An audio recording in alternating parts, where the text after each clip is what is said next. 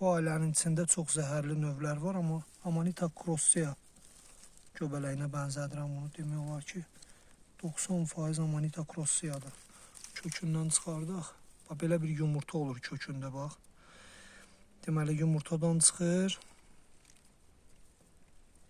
Qıraqlarında kərtiklər. Amanita crossia olaraq mən bu göbələyi tanıyıram.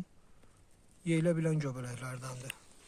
Amanita ailəsinin yeyilə bilən növlərindəndir, amma amanitalardan uzaq durmaq lazımdır. Yəni demək olar ki, amanitaların çoxu ölümcüldür. Yəni bunu tanıtmaq üçün sizə göstərdim ki, baxın, kökündə bir yumurta olur, yumurta bağlı olur. Yumurtadan partlayır, göbələk canlanır. Amanita crossia. Yeyilə biləndir, amma bilgiləndirmə məqsədi ilə bu videonu çəkirəm. Amanitalardan uzaq durun.